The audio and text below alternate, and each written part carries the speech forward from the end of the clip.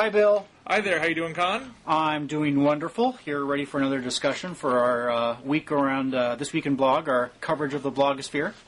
It was a very action-packed week as far as the medium of blogging is concerned. Very true. Very true. Not that the public policy politics front has let up at all either. Also true. But before we get to some big blogging news, I just wanted to read a little bit of my favorite post of the week from Jane Hampshire.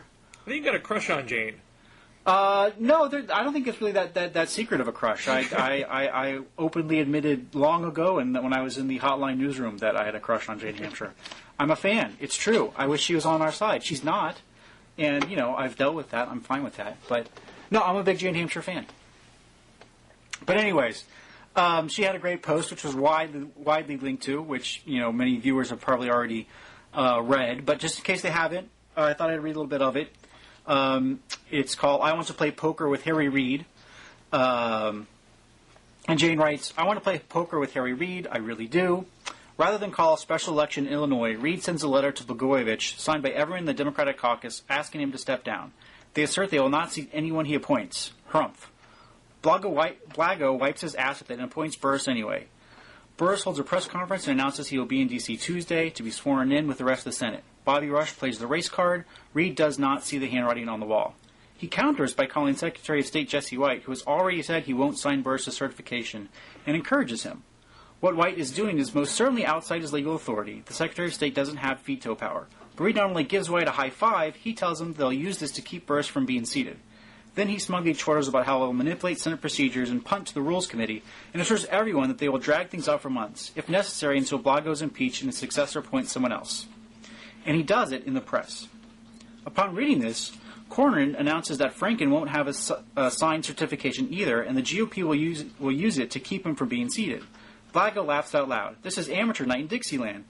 He leaks to the press that he spoke with Reid before the election and that Reid didn't think any of the African-American candidates vying for the seat were quote-unquote electable, while Tammy Duckworth was. He stirs up the potential jury pool and makes Reid look like an idiot, the day before Reid is set to appear on Meet the Press. And it goes on. It only gets better and funnier, and needless to say, Harry Reid does not come out looking well in it. The only other item is at the end, Jane makes a unkind comparison between Reid and Daschle, who was the minority leader, and then was lost his election. Many in the left roots think because he was so ineffectual, and so I think Jane is foreshadowing that she believes this might happen to our good friend Harry Reid as well. Is there any move on the left? I know Marcos is a big non-fan of Harry Reid. Is there any move to move him away from his leadership position over in the Senate? Well, I think amongst certain bloggers, there's always been that desire. There's a theory that it doesn't make sense for Democratic Party leaders to come from Republican states. That means they will always have to. They can't fully be strong party advocates because they always have to bend over backwards to tend to home state concerns. There wasn't great love for Tom Daschle, being from a very conservative state of South Dakota, and there not a lot of love for Reid because he's from a not as deeply conservative but still red state of Nevada. But there's no hint of that here. She says it explicitly in the post. No. But in this specific example of Reid getting played and not bluffing well and not seeing the writing on the wall, none of that had anything to do with him being from a red state here. No, but I'm saying the deeper criticism of Reid beyond the specific incident. So beyond the fact that he sucks at his job, there's a deeper concern. Well, part of the argument is, and it's indirect to the Burr situation, is that a majority leader who is not from a strongly Democratic state will always suck at their job. Now, I'm not saying that's my own personal view, but that is the theory that feeds, motivating a lot of the Reid criticism. That then only feeds stories when he does end up sucking at his job, even though like in the Burr situation, there's no relation between Reed's suckiness and his red stateness. I think Jane just saw this as another opportunity to expose Reed as being ineffectual at his job and try to sow the seeds for a possible change. I don't necessarily think that's in the offing. From all press accounts, it seems like Reed has pretty strong support within the Senate Democratic caucus. But it's definitely, I think, a long-term goal of certain bloggers to undermine Reed and have him be ripe to be replaced in the future. Fair enough. And who do you think would be a good replacement for him? I'm going to stay out of this debate myself. Oh, you are so not fun. Barbara Boxer? I feel like, there are a lot of us, myself included, who made a very big deal about making sure Nancy Pelosi was Speaker of the House. Right. For some of the same logic. She is from a deeply blue area. She can be a more effective legislature, effective leader of a legislative body. But I think amongst a lot of average everyday liberals, there is similar criticism for Pelosi as there is of Reed. And I think while it gets personified in many cases, it's really because of the ideological diversity of their caucuses makes them as leaders have to be a little squishy at times to try to keep their caucuses together. And this might speak to one of their topics we're going to talk about, the PCCC initiative. One of the other blogosphere slogans is more and better Democrats. That's not just about having a D at the end of somebody's name, but making sure they're actually furthering liberal progressive principles. If you had more strongly, uniformly progressive caucuses, it would be a lot more easier to be a leader of those caucuses. So while there was all this euphoria that Pelosi got the job at the time, criticism of her has creeped in since then. So I think that is that to me is the more primary concern from an outside the Beltway. That's what you want to worry about. It's much harder from the outside to have strong criticism about how people function as inside players, because sometimes people do things on the inside that you can't see that actually have an impact, but it's not evident to the average news consumer. Fair enough. There's all kinds of ways we can go with this. I guess we're talking about outside, inside. We might as well talk about the departure of one of the big OpenLeft bloggers. Yes. Matt Stoller announced on OpenLeft that he is taking a job with the House of Representatives. He wasn't at liberty to say much more than that as of yet. Which struck me as so odd. Is he on the Intelligence Committee? I don't understand. I can't tell you. I don't know anything. But it sounded as if it wasn't going to be a permanent departure from the blogosphere. Is there such a thing?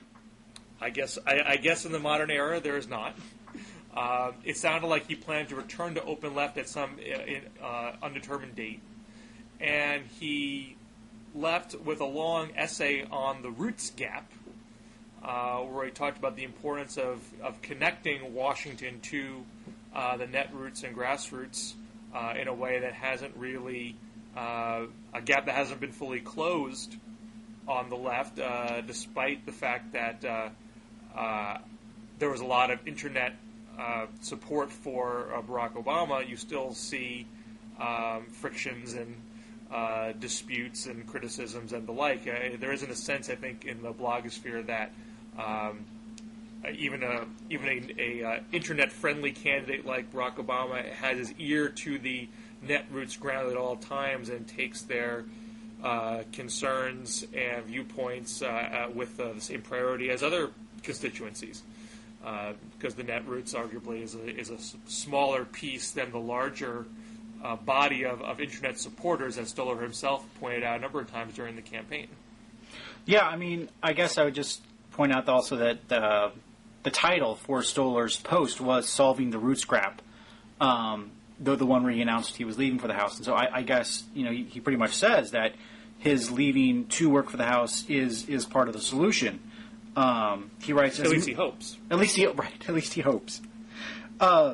He writes, as a movement, we need to be promoting and helping our leaders make the right decisions, pick the right policies, and surround themselves with individuals who will frame policy choices in real human terms without the weak bromides that mask the cruel impact of bad policy decisions. That's the problem I want to start solving. And so I'll be moving away from public blogging, though I'm pretty sure I'll eventually, perhaps soon, return. Politics is always volatile. So, I guess, from that, it sounds like we can speculate that he's probably going to be in some type of, God, I'm blanking on his name, but, some type of Mike Lux or netroots liaison type position that is both in the room with politicians and decision makers, but is still plugged into the larger online community. It would seem that way. It would be a logical role for him to play. It wouldn't make sense to hire someone like Matt Stoller and not have him be in regular communication with the blogosphere, because that's been his. It would seem to be his value added to any House staff. I'm sorry? It would seem to be his value added to any House staff. Yeah, it wouldn't make sense for him to play a traditional House staffer role. Now, of course, Mike Lux had already left OpenLeft to work on the Obama transition team and has now left that and returned to OpenLeft. Right. And he talked about that this week as well. It's a revolving door. But yeah, he had also a post OpenLeft talking about his new book, The Progressive Revolution: How the Best in America Came to Be, and he took the time that he is transitioning from the transition team back to OpenLeft to kind of address some concerns the community has. He wrote, I find myself a lot more hopeful about generally progressive policy coming out of the Obama administration than some of my friends in the progressive blogosphere. I'm more pleased than some of my colleagues in the progressive movement with key personnel decisions in the Obama administration. I know that several of the appointees are more conservative than progressives would like, and I'm not going to minimize the importance of those appointees, because every appointee to a major cabinet level or White House position is important. And some of the biggest jobs, Chief of Staff, Treasury, Defense, have all gone to centrists. When I look at key appointees, though, I still feel pretty good about things. And then he goes through a laundry list of other kind of lower-level appointees. No one's name who I really recognize, but I take his word that they're all awesome progressives and will keep Obama on the even progressive keel. As conservatives read things like this, it's always been sort of a conservative narrative that Washington Democrats like Harry Reid and Nancy Pelosi and Barack Obama were somehow captive to the nut roots on the left. But you're obviously reading, posts which are intended for sort of an internal liberal audience, not intended to really talk to conservatives anyway, where folks are speaking very openly about, the tensions and disagreements that still exist. I know there's probably some conservative interest in stoking divisions. No, not at all. We're never that cynical. But how are conservatives squaring this in any way? Is it changing their understanding and worldview of modern liberalism in the Democratic Party? No, not at all. I mean, the proof is going to be in the pudding. If you look back at what the legislation that actually came out of the 2007-2008 Congress, conservatives thought all of that was just as much pandering to the netroots as possible. And so, yeah, there have been some Obama appointments that conservatives like and support, like Christina Romer to be the chair of the National Council of Economic Advisors. But, we haven't really seen any signs of her influence yet, or other people that would have, some type of mitigating influence. And everything we're seeing on the stimulus is the exact opposite of what we would want from a conservative in that position. We probably don't want to talk about we're going to talk about the economic recovery package in a little bit. We didn't want to get to it just yet. But, to your point about legislation in 2008, there are a lot of bloggers that would say that the FISA debate was the exact opposite of what they wanted. And we're very angry and upset the way the Democratic Party handled it. If they were captive to the liberal bloggers, that certainly would have gone down that way. Yeah, no, it's true. The Barack Obama and the Democratic leaders in the Senate caved to reality in that case, and went with good policy instead of what the netroots wanted.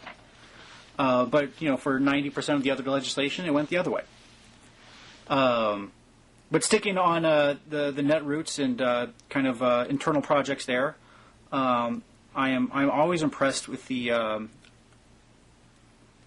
not so much the organizing, but it just always seems that the netroots is ahead of the curve and so early in identifying good candidate recruitment. And so in announcing a new piece of progressive infrastructure, Chris Bowers introduced the Progressive Change Campaign Committee, which is PCCC. PCCC, I love it. Which, as he writes, rather than focusing on large independent expenditures all of the Club for Growth, it seeks to help progressive federal candidates such as Tom, I don't know how to pronounce this last name, do you? I really should. It looks Armenian, I don't know. But he is a very impressive individual. Some guy named Tom. By providing them with expert staff, advice, strategy, and connection to the netroots. The focus will be on open seat primaries and progressives who face competitive general elections, but primaries against conservative Democrats might also come into play. So, whether it's getting a primary together for Al Wynn or, supporting Traynor out in Wyoming, it always seems that very early on in whatever cycle it is, the netroots in particular, are always good at highlighting one or two races that, in my mind, keep everyone involved and, kind of keep their infrastructure as far as Act Blue and Blog Pack going on a continual basis. And this is definitely, part of my fault as not as my job with Heritage, but as a member of the kind of more conservative online community, I don't see a lot of that going on. I don't see a lot of candidate recruitment going on of identifying early people on and putting the attention necessary on them. And I think it's something that we need to do a better job of, that Chris Bowers and people on the left are doing a good job of. Well, on important matters, it's pronounced Goggin. There you go. Tom Goggin. Goggin. I'm glad you got that pronunciation. So he's running for Rahm Emanuel's former seat in Chicago. And he is running, I think, 22 other people. But he has a very deep relationship with anti-poverty work in Chicago, and I think he's a labor lawyer, as I understand, right? Yeah. So he has good union ties that should help. There's some profiles about him out there if you do some Googling. I mean, he's someone who's really been, sort of anyone in a jam in Chicago can knock on his door and he'll, go to the mat for that person, and try to make sure they can have their rights exercised. As a very creative legal thinker to boot. So he'd be a very interesting guy to have in the House. There are a lot of folks in the netroots that are very excited about him. And one of the things that, one of the reasons why I think people feel emboldened to have an operation like a PCCC is that there was a lot of that type of work happening in a less formal way through certain blogs, a project called Blue America and Act Blue, to try to identify more progressive candidates that the DCCC, the formal Democratic campaign committee, were ignoring, saying, that person can't really win, it's not really worth our resources, let's be more narrowly focused here. And steering resources to those more reach candidates and having it pan out so people feel like, hey, we're not just, there are lots of professional pundits like Stu Rothenberg who said these bloggers don't know what they're talking about, they're totally amateurs, yet they manage to pull it off. So now you're seeing that kind of operation, become more institutionalized.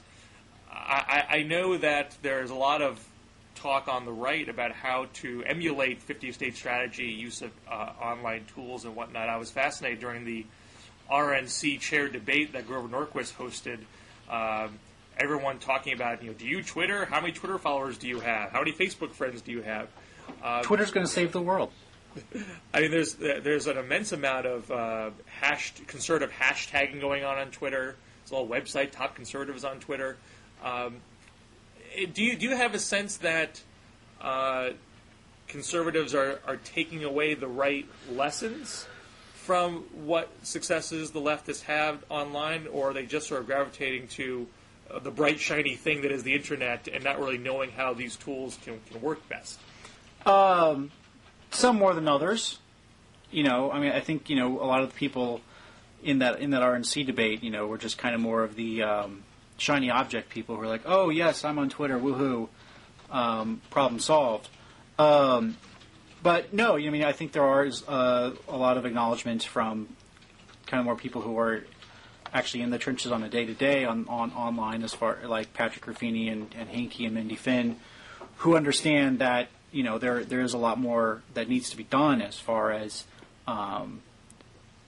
identifying a winning message, cohering around it, sticking to it, identifying candidates who communicate that message, and we know we'll stick to it, and then forming an infrastructure around them in many of the same ways that the left did. So yeah, it depends. It's not a uniform. Everyone's stupid and everyone else knows what's going on. There's a mix. I wouldn't think that candidate recruitment would be such a difficulty on the right. In that, I think one of the reasons why you're seeing interesting recruitment going on is that there is a growing sense of there being a progressive community that really wasn't in full bloom, maybe still isn't in fullest bloom, but the sense of it's grown rapidly because people feel a little bit more connected through blogging and through liberal talk radio. But that community was very well established, going back to the origins of conservative talk radio in the 80s. I still see a deeper sense of a conservative community than progressive community.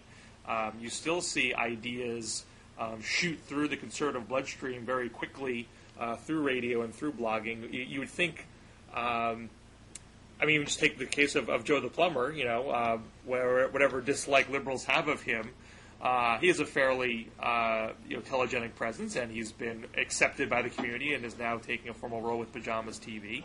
There's some ability on the right to identify talent where they see it. Why is this an obstacle for candidate recruitment for Congress? Oh no, I think Joe's a great example, but the district where he currently lives is a bit of a long shot, if I remember correctly. It's Marcy Kaptur's district? Right, in Ohio there. So I don't have the answer. I guess we have to be patient and try to see, kind of where we have candidates cropping up in the right places.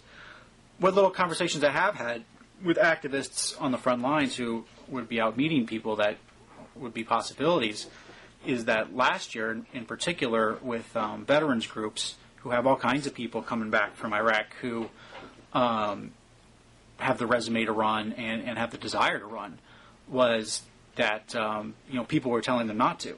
And last year, because the cycle was so bad for conservatives, that is. And I would have given them the exact same advice. If last year you would come to me and you were somebody coming back from Iraq or Afghanistan, and you were a veteran, you said, should I run? I would have said, no way. Wait until 2010. So we'll see this next cycle if the environment improves a little bit. How much the candidate recruitment steps up. Alrighty. Was there more? Do you want to talk about soapbox? Yeah, no, I just found it interesting that since we're talking about online infrastructure on the left, one of the major hubs of it, Soapbox, had a little problem with hackers, and they put up the following post. Soapbox is dead. It was a good ride, but it's over. Thanks for all the fish. All these hackers are messing with our stuff, and we here at Soapbox have no clue what to do. We don't have enough knowledge, time, money, or care to fix it. So I hope the hackers are happy. If you want the data from your blog, we will get it, but we are not going to try and restore anything. Consider this, we're out of business post. Most of the servers have been taken offline because they're being used to hack and exploit other websites. The hackers install this crap on servers after they get in. Soapbox's ISP then takes the servers offline.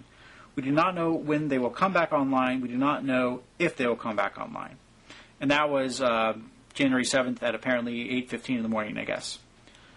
Now that post has been replaced Right. by happier posts, because now Soapbox is not dead, which is good. Which is good. But to give people a little bit more context with this, there are a lot of state-oriented liberal blogs that use Soapbox as a service, like Blue Hampshire, Blue Jersey, Blue Mass Group. right? And it allowed for easy, more community-oriented blogging. Easy to have a space where people can post their own diaries and things like that in a Daily Kos style type of site. And even though they don't get, all these state blogs don't get the same level of attention that Kos or MyDD or Fire Dog Lake have gotten, they usually we're able to corner the market a little bit as far as state and local politics are concerned, and can be very influential in their ponds, and even break stories sometimes. So it definitely would be a very damaging blow to liberal online infrastructure if all of these state blogs didn't have easy, affordable hosting services. And it's a long-standing complaint from the beginnings of the liberal blogosphere that you have all these people who have been energized to get active, but it's not that easy to make a living and pay for this infrastructure on everyone's own dime. And not everyone's a trust fund baby. But in the donor community, there hasn't been a sense that blogs are a worthwhile thing to put a lot of philanthropic money towards. So you have a lot of blog infrastructure that is a little shaky. And I don't know if an incident like this is going to change minds, but it's definitely something that makes people a little nervous that a little hacking can cause a lot of damage and put people in a tailspin, although it does seem like this has been temporarily solved. Right. Let me just read one final post on Chris Bowers before we wrote on. He wrote, "This is a reminder of how much progressive infrastructure is operated on a shoestring. Soapbox was run by a single person as a part-time job, even though collectively Soapbox websites, including most local blogs, OpenLeft, Pam's House Blend, Swing State Project, My Left Wing, had more than 100,000 readers a day. While everything is in flux right now, later today BlogPack will start a Save Soapbox campaign to make sure this never happens again and to generally improve progressive blogosphere infrastructure." So, even though I'm on the other side, I wish them the best of luck for that. I enjoy reading most of those blogs. Not all of them, but most of them. And my life would be less rich if they disappeared. You are a true blog enthusiast. It's true. I'm a dork. Now, you also were intrigued by the latest print media is dead cycle of commentary. Yes. Well, particularly with the Joe the Plumber incident we were talking about before. There's a New Jersey columnist who also wrote a column for the Wall Street Journal, basically calling the blogosphere the bugosphere and attacking Glenn Reynolds personally for his, shall we say, comfortableness with the way newspapers are slowly evolving in the online world. Of course, although Paul sees it in a much more dire way. Just to give you a taste of Paul Malshine's, the flavor of Malshine's criticism, he writes, "The fattest, most engaged tick of them all is Glenn Reynolds, the self-proclaimed Instapundit. As the name implies, Reynolds endorses the theory that in the era of the Internet, anyone can provide a political commentary instantly, i.e. without the benefit of reflection, experience, or knowledge. Reynolds has made a career of criticizing real journalists who risk their lives reporting from the Mideast, and he has also made a career of arguing that amateurs like himself can perform the job of journalists. To which I say, get off your fat ass, Glenn, and go cover the war. If you think you can make a better war correspondent than, say, Tom Ricks of the Washington Post, well, just hop on a plane and prove it." So then a columnist blogger for the Knoxville newspaper, Kate Allison Grandjew, came to Instapundit's defense, to Glenn's defense. She writes, "Let me start by saying that I only very agree with Mr. Reynolds on any particular political issue. In fact, I generally strongly disagree with him on almost every issue. So for me, this is not about rallying around a fellow conservative. However, I feel compelled to speak out in his defense because Malshine is just flat wrong in his criticisms. First of all, Reynolds is no journalistic sycophant. In fact, he's a huge booster of journalists and newspapers all over the country. Via Instapundit, links traffic to all American newspaper sites is likely pumped by the millions of page views every year. As an example, Reynolds is the third largest referrer of the online version of the Knoxville News Sentinel. All of those page views mean that many more readers are enjoying the real journalism produced by this newspaper, and they also translate into eyeballs that ad sales can market to advertisers. And guess what, Mr. Molshine? Those ad dollars are how we pay the salary of real journalists. And then, of course, today, one of Glenn's sister sites, the Pajamas Television, announced that they're hiring Joe the Plumber to go to Israel to cover the Gaza conflict there. So just another small example of the online conservative blogosphere world providing actual real news. I was with you till the very end there. You're against Joe the Plumber reporting from Israel? Well, I'm against the notion that Joe the Plumber is an actual journalist that can do credible journalism. Oh, yeah? There's zero evidence of that, and I'll wait to see the product, but my guess is it's not what I'm going to get from Joe the Plumber. You know what? Yeah, I think there's other parts of it. It's Molshine, is that right? Molshine, yeah. Molshine. I mean, you actually read, I think, the better part of his column. There are weaker arguments in there, but his general point, I think, is correct. That I think Molshine is being way too broad-brushed in attacking bloggers, of course, but there's a different attitude towards traditional media, I think, on the left and the right. There's been a rise in criticism of traditional media from the left, commensurate with blogging, but it's always been of the nature of we want traditional media to succeed and do their jobs better. Whereas I think, and you might strenuously disagree with this, I do think the subtext of a lot of conservative criticism of traditional media is that we want you to die and go away. And the whole notion that Glenn Reynolds put out in his book that there's going to be this revolution of citizen journalism that's going to show that any schmuck can do this stuff, and we don't need to have regular newspapers. I think an argument that his defender completely ignored in talking about the links that he puts up. That whole conservative notion is embodied in hiring Joe the Plumber to go to Israel when he's got zero expertise in doing war correspondence, and it's not an easy job. It may be an easy job when you know the ideological story you want to write in advance, but not when you're actually trying to ferret out facts and truth. So there is a problem with. I think most liberal bloggers know that they only get by if they have good or bad reporting to play off of and react to.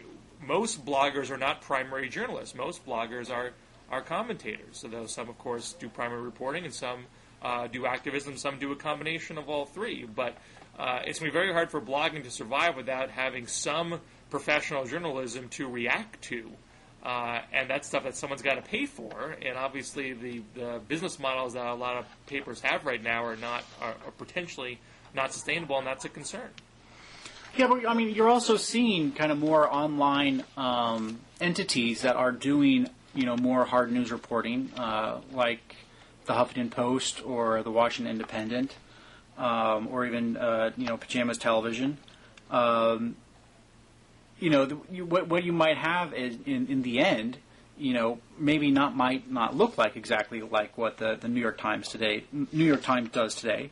But, it could look, somewhat close and do a somewhat different job. But I think the original critique of conservatives of the mainstream media was, not that we wanted all hard news professional reporting to disappear, but that we definitely wanted the idea that if the New York Times said it, it was true to die. That's definitely undeniable.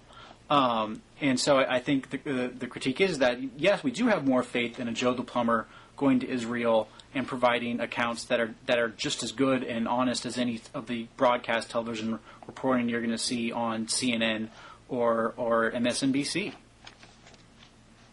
Well, I think part of that, I mean, there are plenty of liberals that did not want people saying, if it's in the New York Times, that it's true during the run-up to the Iraq War, because there was a lot of, pro-Bush administration propaganda that ended up on its front page. And having a skeptical eye towards any institution, any media institution, is definitely something that, I think bloggers on the left embraced.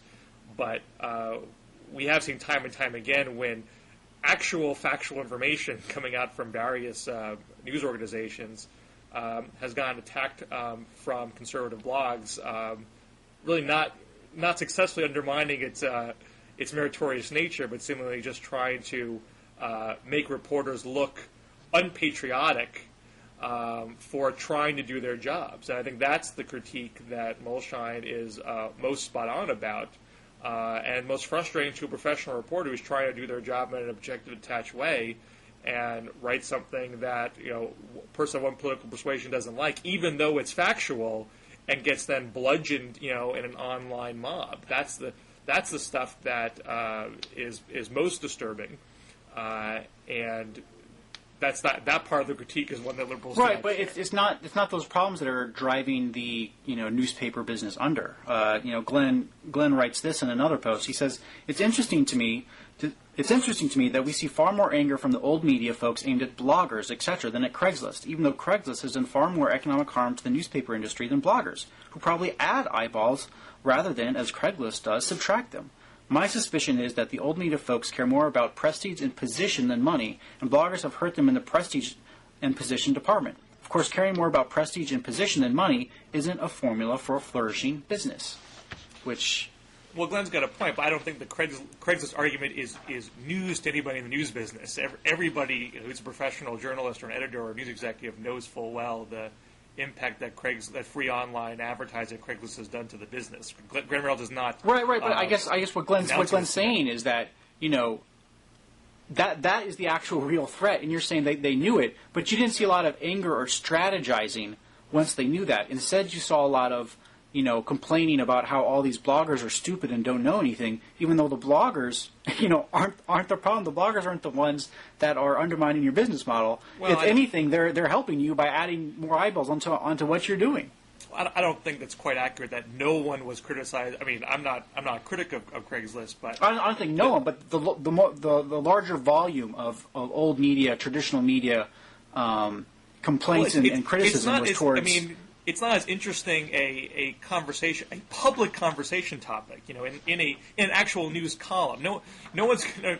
If someone writes a column in the Wall Street Journal about how Craigslist is taking away online classified advertising, that's probably not going to generate as much link traffic as wading into a conversation about old media versus new media. So it's a little. I mean, I'm not saying you're being disingenuous, but I think it's a little disingenuous to say that there's been this disproportionate focus on that, when I'm sure plenty of people within the industry spend plenty of time trying to grapple with that very problem. But I think it's also a problem that there is a growing lack of trust about traditional media sources that makes people less inclined to want to spend money on them.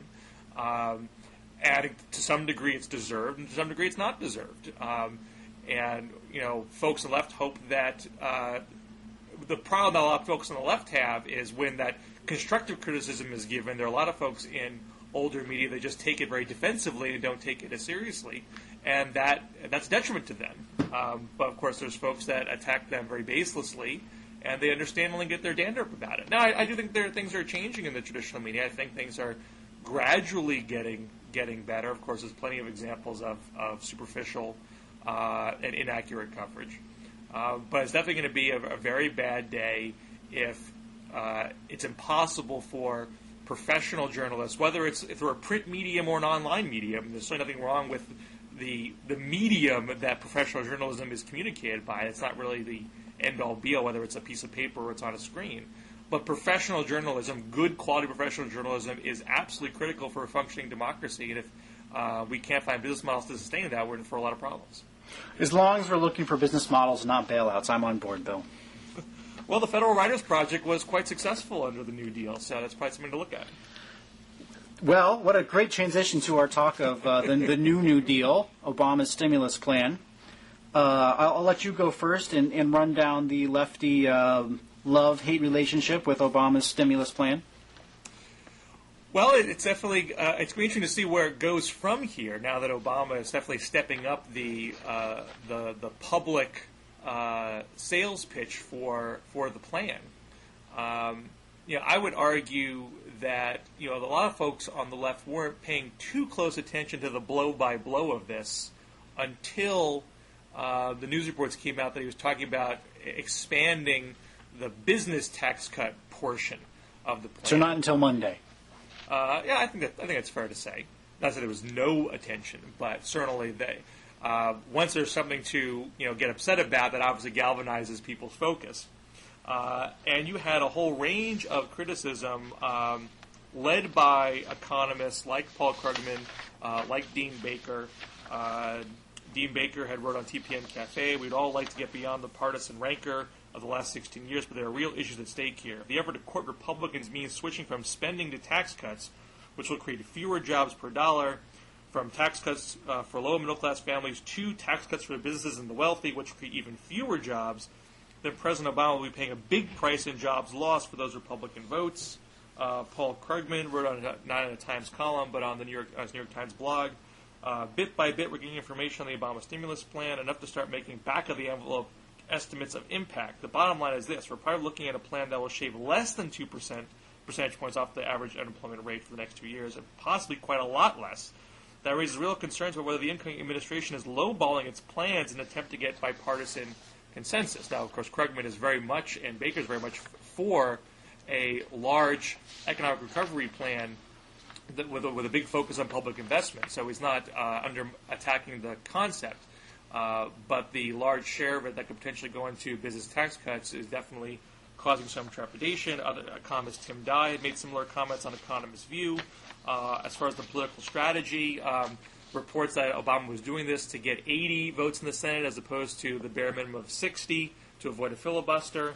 Hillsway at Washington Monthly said, "I can only say screw them. Their economic philosophy got us into this mess, and we should not let them force us to use ineffective means to get out of it."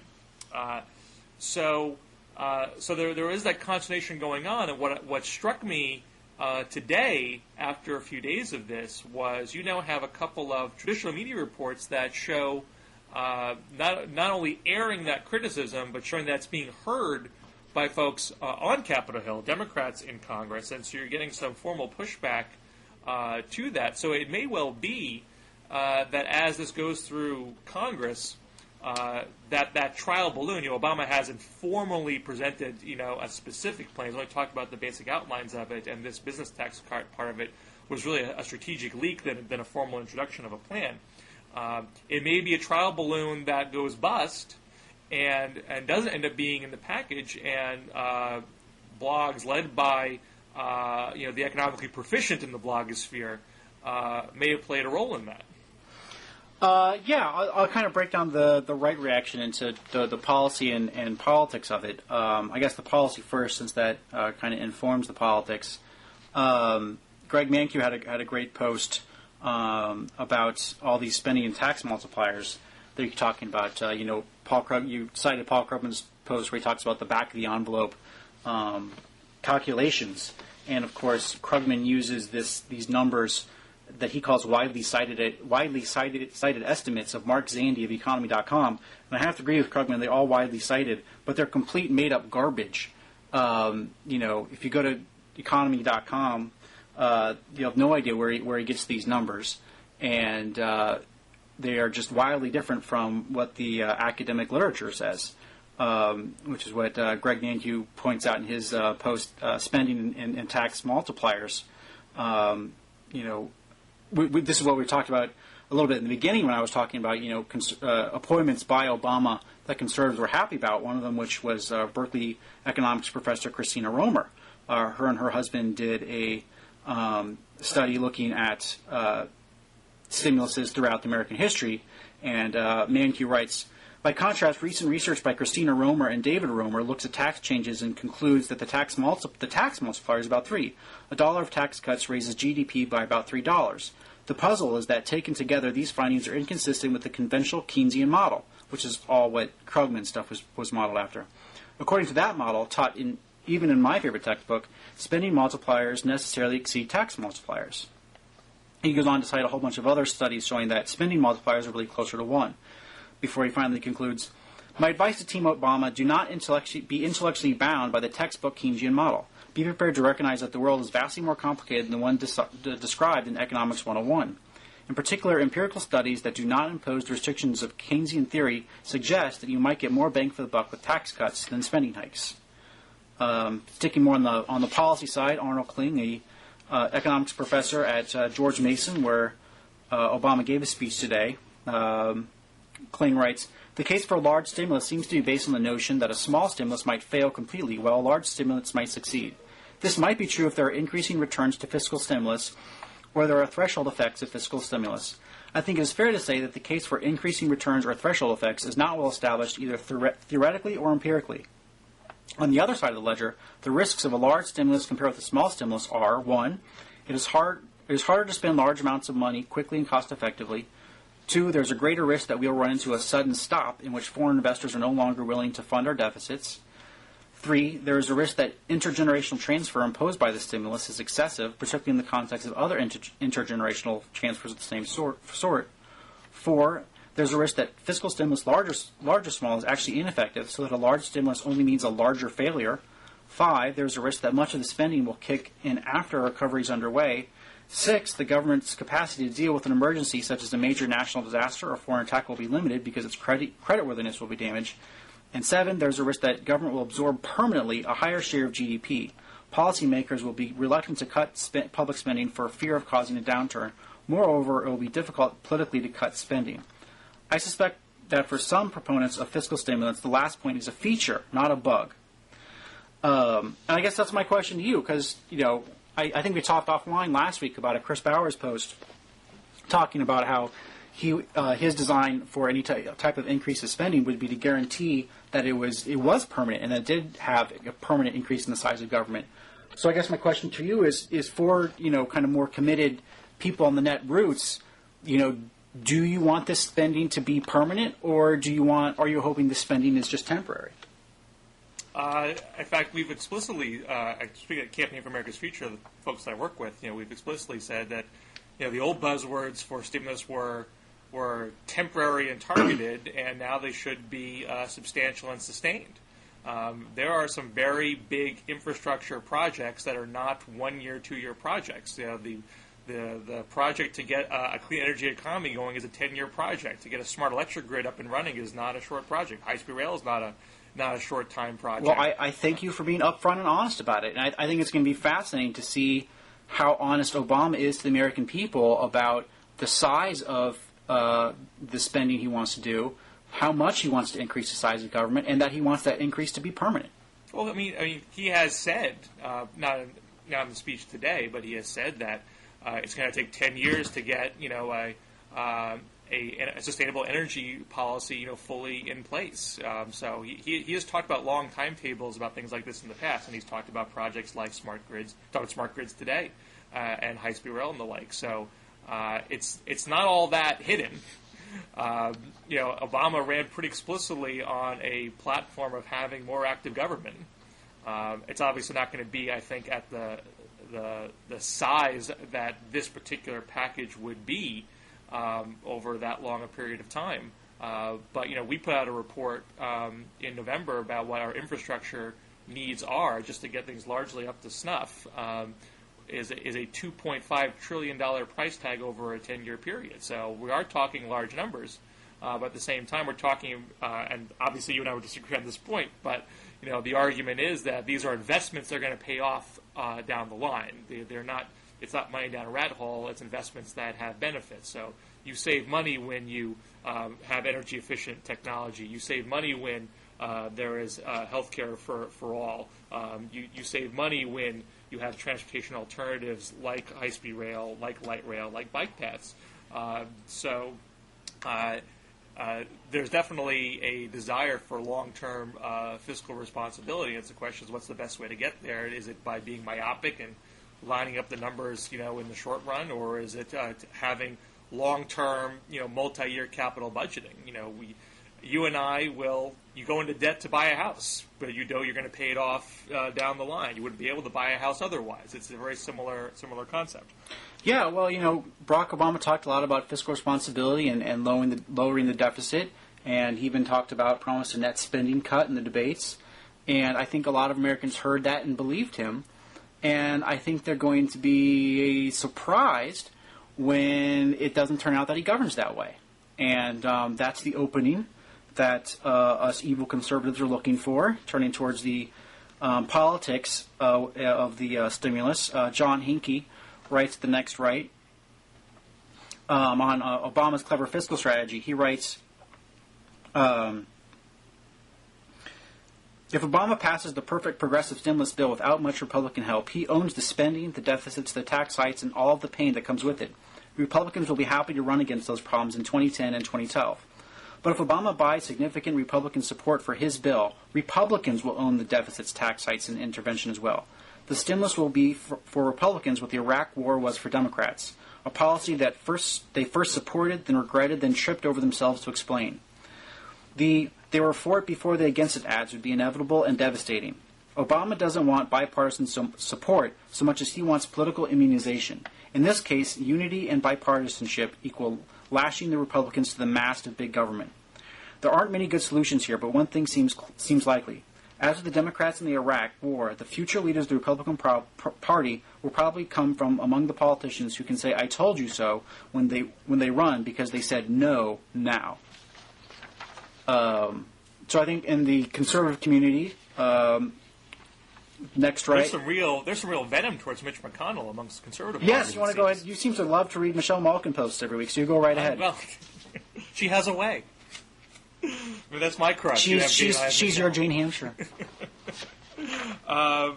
She said, "Here I was." This is on Monday, I believe. Here I was gearing up this week for a united conservative front against the Obama boondoggle, and Mitch McConnell opens his mouth. Where's my head banging against the wall graphic again? John Hawkins at Right Wing News. I threw a kind word Mitch McConnell's way for slowing down the stimulus package, but now our fearless Senate Minority Leader, Lucy McLosington, I think you gave him that phrase, is signaling that the GOP will now back the stimulus package. I mean, there's some consternation on the left about the business tax cuts. There's some consternation on the right that Republicans are going to be split on this and end up supporting the package to a degree. I think in the end the concern on the left is more limited because the overarching package is still going to be a very healthy amount of public investment in areas that liberals and progressives have been very keen to spend and invest more money in. Yeah, for a very and long time. I guess for the health of democracy, I think it'd be much more healthy if Obama, made the choice very clear. And we obviously, you and I have a different idea about how well the government invests money, and I think that choice should be made pretty clear for the American people. Obama and the left. I didn't see a lot of. Well, no, I mean, I think we can both agree that Obama's trying to blur that distinction. That he's trying to get as many Republicans on board with tax cuts as possible. He's trying not to have a binary debate about investment versus tax cuts. Because even in our own, the Main Street Recovery Plan that my group put out, we have middle class tax cuts as part of the package. We just didn't have the business tax cuts that Obama's talking about. So it's not inherently an either or debate. You can do multiple things in a package. So what Obama has been trying to say is that he's looking at it he's trying to frame it in a non-ideological way. Right. He's trying to frame it in the idea of what works, and that right. But it's not pretending that public investment isn't part of this. That's pretty clear there. So if people in the public have a problem with it, they still have an opportunity to say so. But poll after poll shows support for it. So one of the reasons why I think you see some squeamishness on the Republican side is they got to ask themselves, do I want to be the guy that kills this thing when there seems to be a lot of public momentum for it? Yeah, but see, here's the thing about that is that except in the Senate, especially in the House, there's simply no.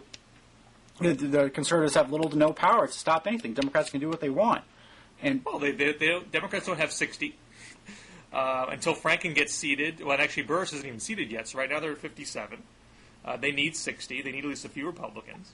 So if there was serious public opinion opposition to this plan, for sure, but Republicans could hold their caucus But I think together. we can both agree that they don't need 80 to pass it, which is what we definitely can agree. which with is that. what Obama was talking about. So Well, what I was there's some saying, indications that I would much rather see a $1.5 trillion spending extravaganza that gets 55, 60 votes in the Senate and no Republicans than a $800,000 stimulus with 50% tax cuts that does get 80 votes in the Senate and a whole bunch of Republican support.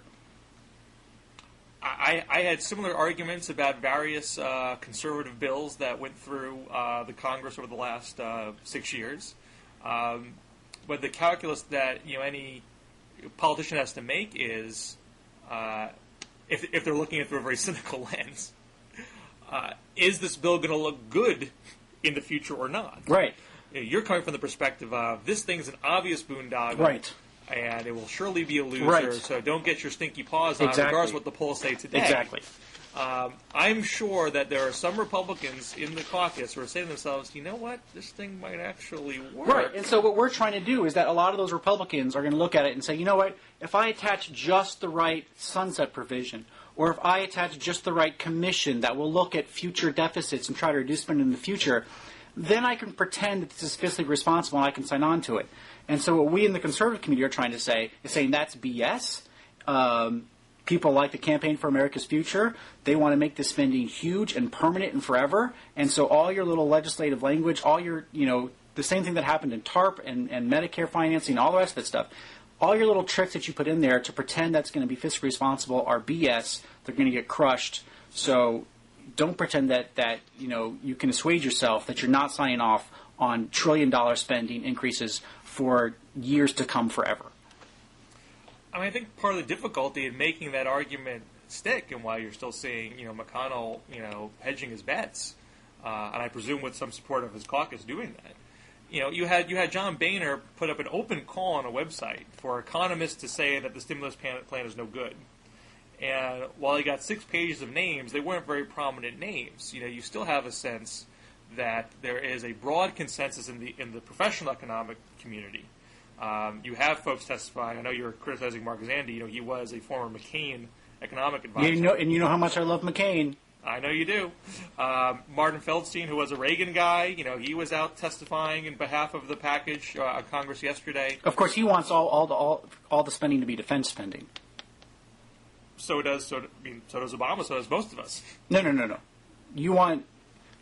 Martin Feldstein wants all the stimulus spending to be defense spending, like for the Pentagon. I think they said defensible. No. Like defense, like the Pentagon spending, which I don't think is your view. I'm pretty sure. No. Okay. But there's not exact unanimity. But he is making the general. Well, when the money actually gets spent, there's going to have to be. Well, of course, but he's made a general point that a need for government investment is necessary. And I don't think Obama's going to take his entire view that it should all go into defense, because obviously he's talked very much about other areas. But Feldstein's not making the argument that this can be a tax cut only approach. So there is a common principle there that there needs to be public investment to get the economy moving again. Not that it means zero tax cuts, but that it can't be balanced and skewed that way. And therefore, it's harder for conservatives to get traction and convince Senate Republicans, you really want to be against this, because it's going to pay off for you in the long run to be against this. It's much harder for them to make that case. Well, I think we've outlined the battle lines pretty clearly. I'd say so. Okay. I got to go to a meeting. It's been fun, Bill. And we'll talk next week? Or are you going to take next week off? I might, yeah. Well, we'll talk soon. Okay. Take care.